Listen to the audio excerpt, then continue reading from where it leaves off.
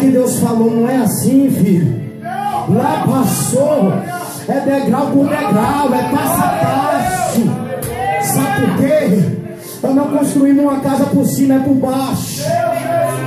É por baixo. Olha a diferença de um carro novo rapidinho. A mesma coisa eu querer ir daqui lá para Santa Maria, onde que eu moro, de carro é rápido. E se Deus quiser que eu vou de pé? Ah, o diabo vai oferecer um atalho. Vai de moto. Essa moto pode me levar para o inferno. Se Deus mandou, se Deus pediu, Ele é capaz de cumprir, de te dar a providência. Aí Deus pega umas coisas doidas para nós que nós nem entendemos. Só que quando o diabo pediu umas coisas doidas para nós, mesmo sem entender, nós fazíamos. É coisa doida. Você chegar armado, render todo mundo, tudo trabalhador. Mas eu fazia.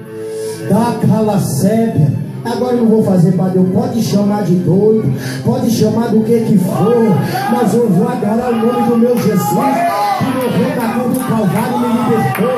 O homem natural não consegue entender o que Deus fez aqui, mas o homem espiritual, ele consegue discernir, por ninguém é discernido. A Bíblia diz então que depois que ele morreu, Davi entendeu qual era o segredo. O segredo para ter a arca de Deus. Eu não esqueci de Obed-Edom não, irmão. Obed-Edom até então era uma pessoa anônima. Ninguém nunca tinha ouvido falar de Obed-Edom até esse versículo que nós lemos, o versículo 11.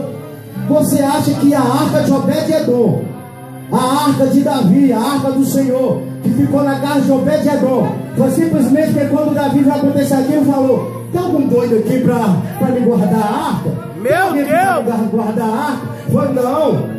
Obed-Edom estava preparado para receber a arca de Deus. O Geteu. Alguns estudiosos dizem que Geteu significa filisteu. Geteu era um nome dado a quem morava na cidade de Gate, da Filisteia.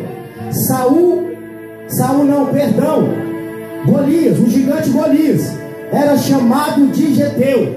Mas estudando a Bíblia eu pude ver que Obed-Edom, ele era da tribo de Dan. Ele era da cidade. Por que ele era chamado de Geteu? Porque ele era da cidade de Gat e Ramon, que era do povo de Deus. Eu já cheguei a pensar que Obed-Edom não era do povo de Deus, mas ele era do povo de Deus. Futuramente aqui você vai ver 1 Crônicas, 2 Crônicas, o nome de Obed-Edom sendo citado. Ele era porteiro, ele servia. Só que antes disso ele não era ninguém. Nem para porteiro ele servia. Ele tinha qualificação, mas ele estava no anonimato, esquecido. Deus permitiu essa situação para que ele fosse exercer um ministério na casa dele. É onde que eu começo a entender que todas as coisas cooperam para o bem daqueles que amam a Deus.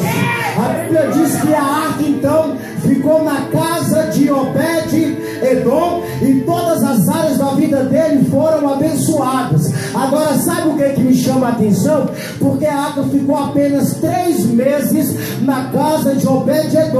E depois que Davi, ele lembrou como que deveria fazer, quando ele pegou os levitas, quando ele dava 6 passozinhos e sacrificava ao Senhor, antes de chegar na cidade de Jerusalém, nós vamos chegar lá no avivamento. Espera aí, a Bíblia diz o quê? Que Obed-Edom, a arca saiu da casa de Obed-Edom, casa dele, ele foi abençoado.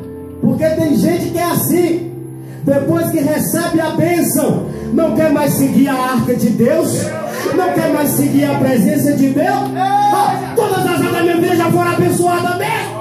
Eu não preciso mais da presença de Deus. Obed-Edom não. Obed-Edom fez diferente. Mesmo depois que Davi pegou a arca que estava na casa dele, a Bíblia diz que Obed-Edom passou a servir o rei Davi. Um simples porteiro que não era visto começou a exercer um ministério na casa do Senhor. E aonde que a arca estava, Obed-Edom estava lá também para ajudar Davi conduzia a presença de Deus. Tem pessoas que não, 3 meses tá bom, já estão abençoados. Não. Tem que seguir a presença de Deus. Nós temos que estar com a presença de Deus. Não foi o suficiente 3 meses. Ele já estava abençoado. Ele poderia muito bem falar: já estou abençoado.